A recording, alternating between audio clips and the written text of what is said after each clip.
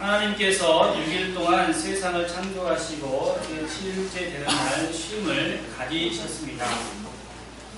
그런데 우리의 삶에는 쉼이 없는 것처럼 보일 때가 참 많이 있습니다. 오늘 말씀은 급한 마음으로 세상을 살아가는 우리들에게 하나님을 어떻게 믿을 것인가에 대한 답을 들려주고 있습니다.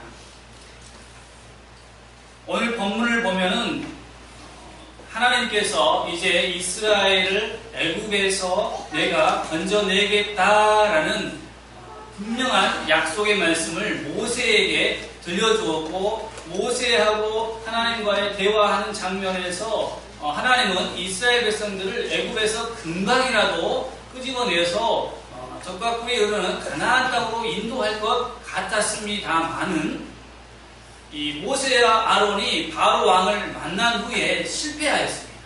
첫 번째 실패죠. 바로의 마음이 강팍하여서 그들에게, 이스라엘 백성들에게 더 많은 양의 일감을 주고 더 힘들게 했습니다. 그런데 오늘 갑작스럽게 하나님이 일을 하시지 않고 이 야곱의 자손들의 이름들을 쭉 나열하고 있는 것을 보게 됩니다. 저도 이 오늘 말씀을 보면서 참 많은 생각을 하게 되었습니다. 왜 하나님은 갑자기 애굽 사람들을 급하게 끄집어내지 않고 한 템포 이렇게 쉬고 있는가? 그거에 대해서 많은 묵상을 하게 되었습니다. 그런데 사람들을 생각하게 되었습니다. 하나님이 급할까? 사람이 급할까? 하나님은 전혀 급하지 않다라는 것이 저의 결론이었습니다. 오히려 사람들이 마음이 굉장히 급한 것을 보게 됩니다. 예전에 제 친구가 이제 그 컴퓨터로 인해서 이제 박사 학위까지 땄어요. 근데 그 친구가 이제 컴퓨터 언어를 공부하면서 컴퓨터 프로그램을 짜요. 우리가 갖고 있는 모든 앱이라든지 컴퓨터 운영되는 모든 것들은 그 사람들이 언어를 가지고 다 조작해서 만들었기 때문에 우리가 편하게 쓸 수 있는 것이죠. 그런데 그 친구가 밤이 새면서 막 열심히 만드는 거예요. 만들고 그 다음날 뭘 하냐면 그 컴퓨터 프로그램이 돌아가면서 잘못되는 부분들이 있어요. 그걸 버그라고 해요. 버그. 그런 것들을 잡아내요. 그 일들이 한두 번을 해서 끝나는 게 아니고 몇 번을 계속해서 그 작업들을 하고 나서야 그때서야 안심하고 그 컴퓨터 프로그램을 밖으로 내놓는 것을 보게 되었습니다. 하나님도 마찬가지다라는 거죠.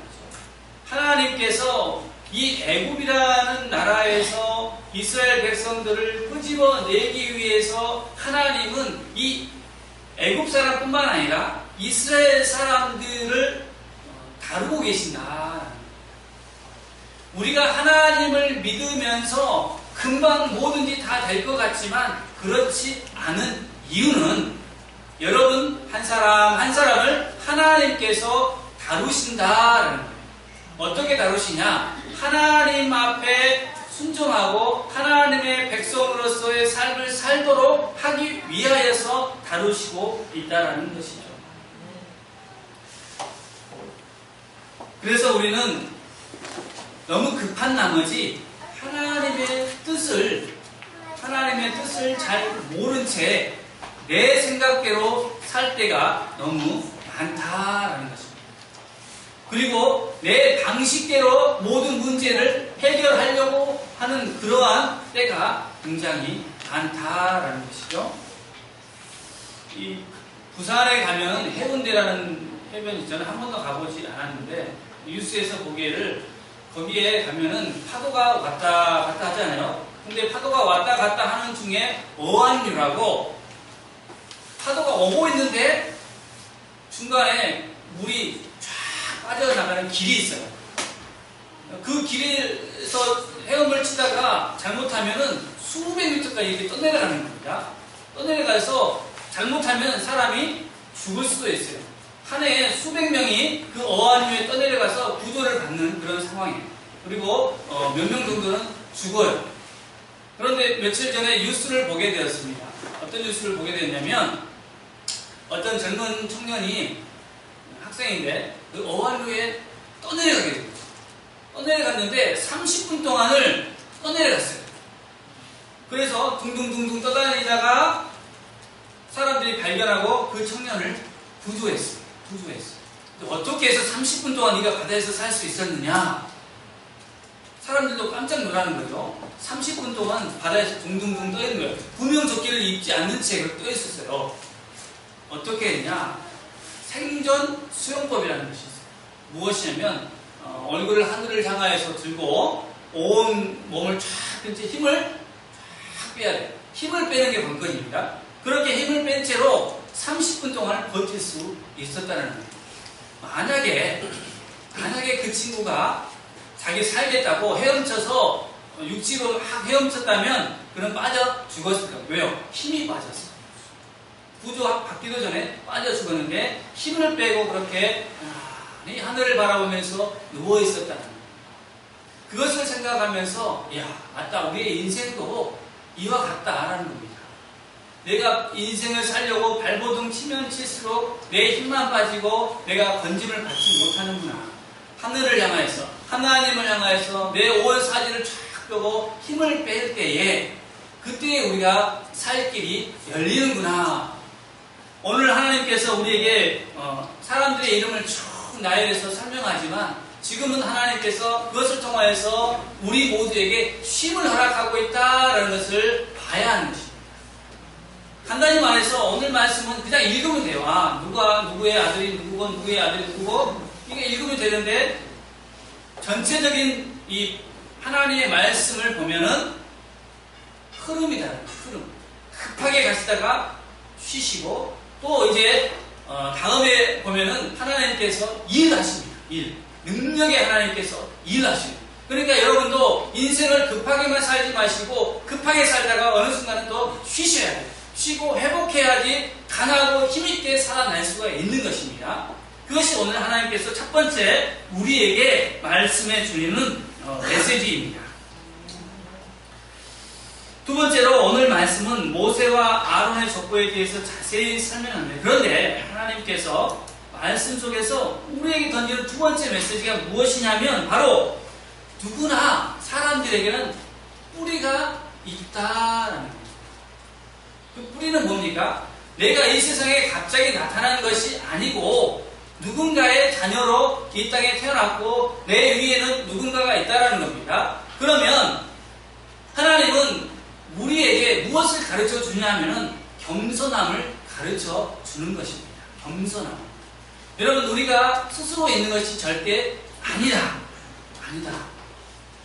그러므로 우리는 내가 잘나서 이 땅에서 이렇게 잘 사는 것이 아니다라는 것을 아셔야 해요. 누군가의 손길을 통하여서 도움이 나에게 왔다라는 것이고, 그리고 하나님께서 지금까지 함께 해 오셨던 것처럼 나와 함께 하신다라는 것을 여러분 믿으셔야 하는 것입니다. 하나님은요, 오늘 이스라엘 백성들에게 모세의 이 족보를 들려주면서 무엇을 말씀하시냐면, 내가 아브라함 때부터 이 모세와 아론의 때까지 항상 함께 했다. 너희들이 그 어렵고 힘든 상황 가운데에서 기근을 만났을 때에도 함께 했고, 너희들 가족들이 짐을 다 싸서 애굽으로 들어왔을 때도 내가 너희와 함께 했고, 너희들이 애굽에서 그렇게 좋아할 때도 내가 너희와 함께 했고, 지금 너희가 힘들 때도 내가 너희와 함께 했다라는 그것을 하나님이 보여주시고자 합니다라는 것입니다. 그래서 하나님은 우리 모두에게도 말씀하십니다. 하나님은 예수 그리스도께서 이 땅에 오셔서 우리를 위하여서 고난받으실 때도 함께 하셨고, 십자가에 죽으셨을 때도 함께 하셨고, 또 부활하실 때도 그때 그곳에 계셨습니다. 그리고 수많은 신앙의 선배들이 예수 그리스도를 믿는 그 순간에도 하나님은 함께 하셨고, 그들이 성령 하나님을 통하여서 역사하고 권능을 행할 때에도 그곳에 하나님이 함께 하셨습니다. 그 하나님께서 지금 이곳에도 함께 하신다라는 것을 오늘 말씀을 통해서 보여주시고 여러분의 이름을 하나님이 다 기억하신다라는 것을 보여주고자 하십니다. 네. 하나님은 살아계셔서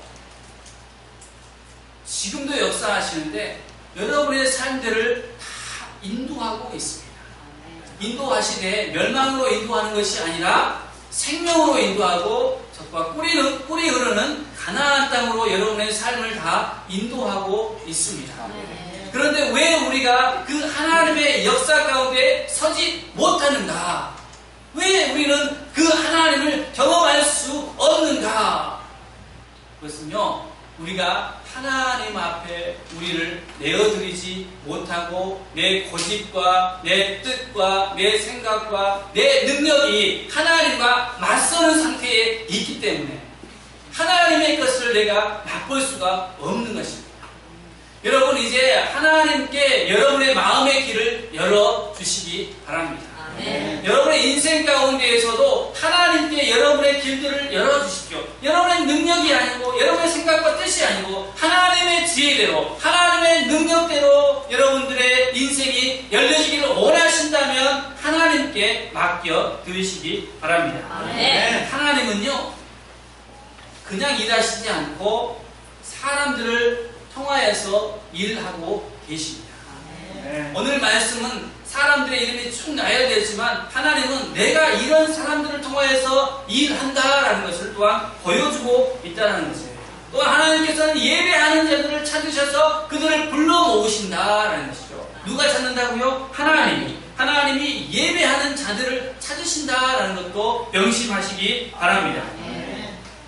하나님께서는 그래서 오늘 우리에게 이 사람들의 이름을 잘 이렇게 설명하고 있는데, 특별히 보세요. 야곱의 지파는, 이스라엘의 지파는 12지파입니다. 12지파의 족보가 다 기록되어 있습니까? 아니면 이 세 지파만 기록되어 있습니까? 3명의 지파가 기록되어 있습니다. 보세요. 제가 오늘 말씀을 통해서 설명을 해드릴게요. 왜 루벤을 기록했느냐? 왜 루벤을 기록했느냐? 루벤은 장자예요. 야곱의 장자를 기록했어요. 그 시므인, 이 두 번째는 누굽니까? 시므이는 왜 기록했는가? 시므온은요, 이 레위와 함께 창세기 34장에 보면은 악한 일을 합니다. 어떤 악한 일을 하냐면요, 이 하몬이라는 족장이 있어요. 그 아들이 이 야곱의 딸 디나를 덮쳐요. 밤에 들어가서 첫눈에 반해서 덮쳐버려요. 결혼도 않고. 그걸 뭐라고 그러죠? 사회말로 성폭력이라고 해도 근데 그렇게 해서 이 아들이 와서 야곱에게 나 당신 딸을 하고 결혼하겠습니다. 주세요라고 해요. 그러면 이제 야곱이 그렇다면 그냥 주는 건 힘들고 너희 모든 남자들은 다 할례를 해라. 그러면 너희들도 하나님 앞에 구별되어서 내 딸을 주겠다. 그런데 이 할례를 하나하고 3일째 되는 날이 제일 힘들어요. 움직일 수가 없어, 남자들이. 예? 힘이 제일 없는 상태예요. 근데 그때에 이 레위와 시므온이 몰래 내려가서 칼로 그 하몬에 있는 모든 남자들을 다 죽이고 가축과 양떼를 다 몰아서 갖고 옵니다. 그렇게 하나님 보시기에 악한 일을 해요. 그래서 이제 오늘 족보에도 시몬과 이 레위가 설명해, 레위 족속과 관련이 되는 거예요. 레위 족속. 근데 이 레위 족속에서 보면은요, 이제 레위 족속에도 3명의 아들이 있어요. 3명의 아들. 그 아들이 게르손과 고핫과 무랄입니다. 거기에 보면은 모세와 아론 외에도 고라가 있어요. 고라. 이 고라라는 것은요, 나중에 이제 민수기 16장에 보면은 고라당을 만듭니다. 고라당. 고핫 자손인데 고라당을 만들어요.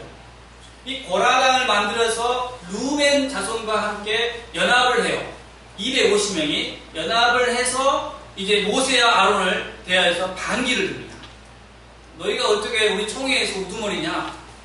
우리도 이렇게 250명이나 되는 사람도 다 선택을 받았고 제사장이고 다 그렇다.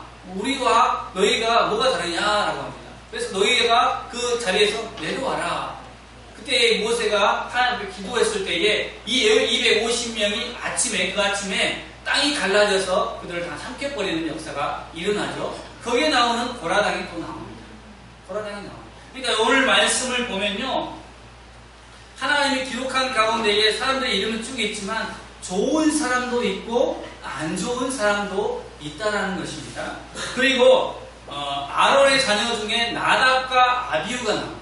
나답과 아비후는 누구냐면 하나님께서 아론 자손에게 이제 너희가 나를 섬겨야 한다. 내 족속은 이제 나의 것이다. 라고 이렇게 했어요. 그래서 아론의 첫 제사를 딱 드렸을 때 하늘로부터 강한 불이, 여호와의 불이 임하여서 그 번제물을 싹 태워버려요. 그래서 그 불로 이제 계속해서 제사를 지내는 것인데 나답과 아비후가 그것을 무시했어요.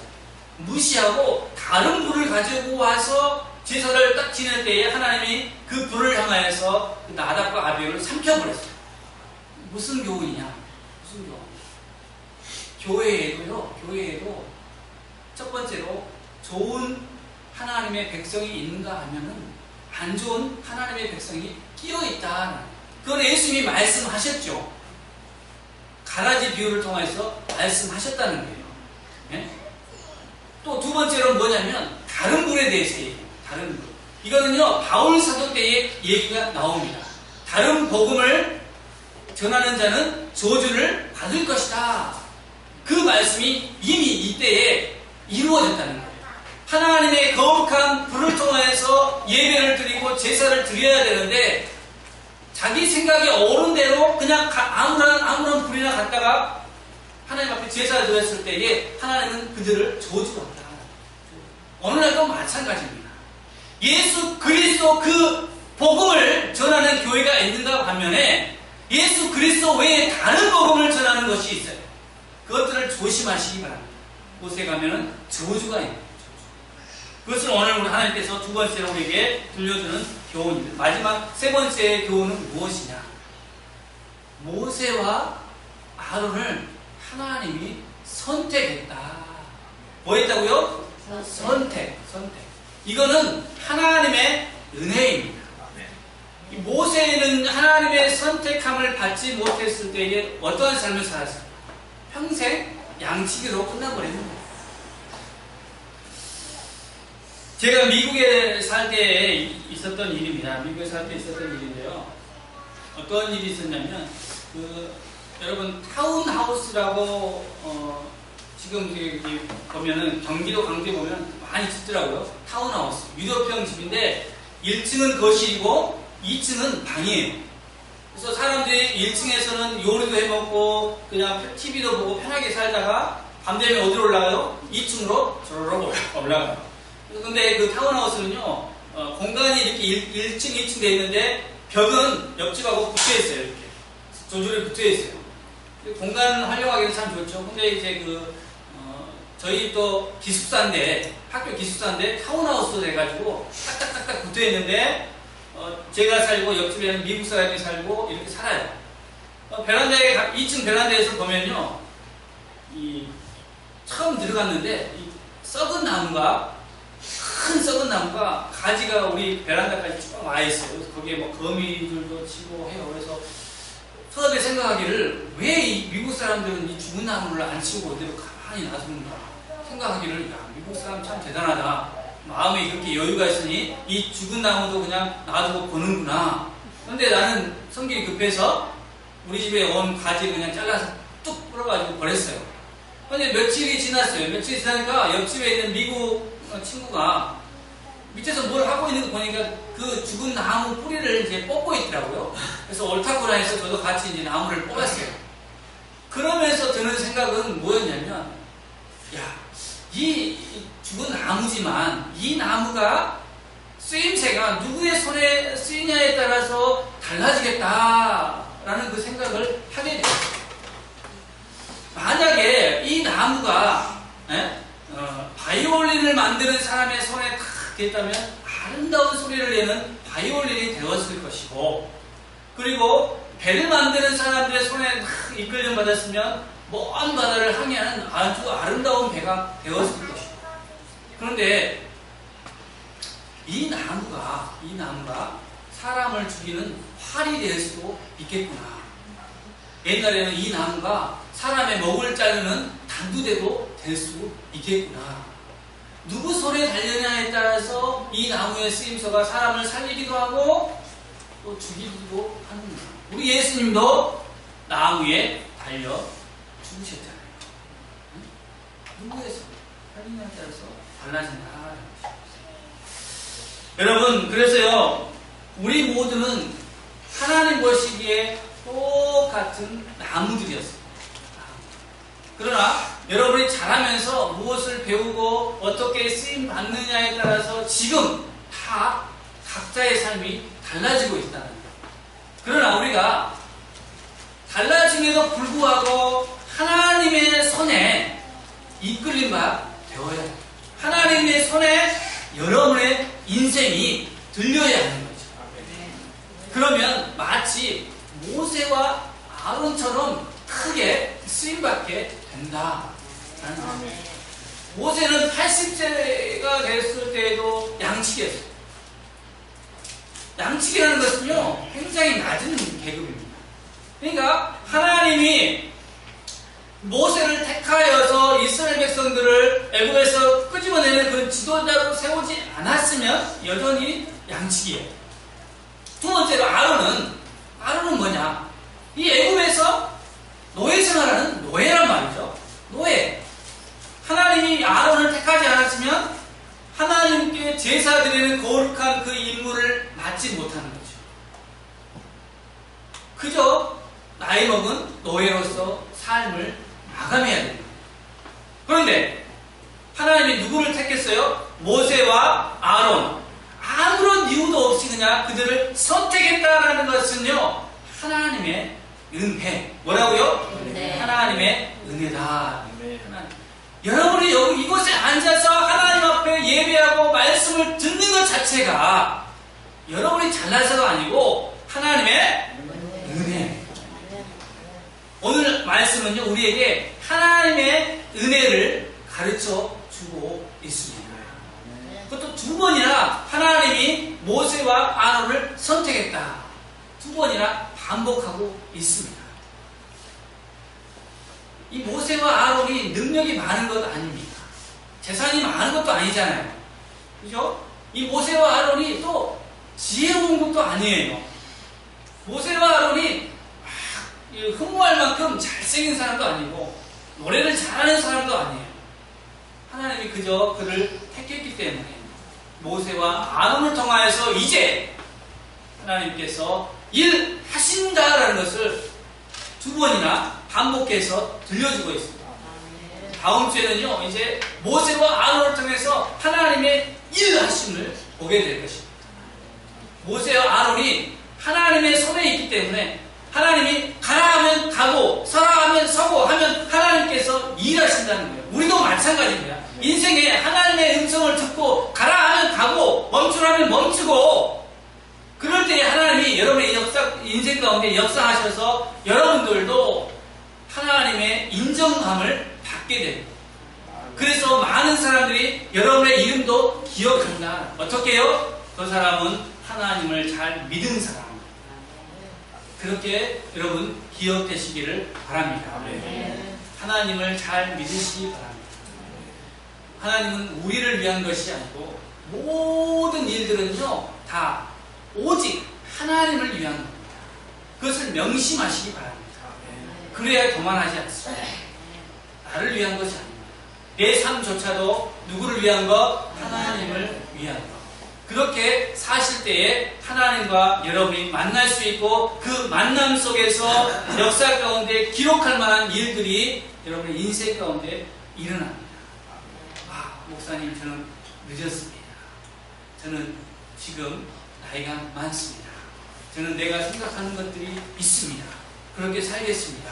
라고 하는 사람이 있다라면 모세와 아론도 할 일이 있었고 모세와 아론도 나이가 먹을 만큼 먹었습니다.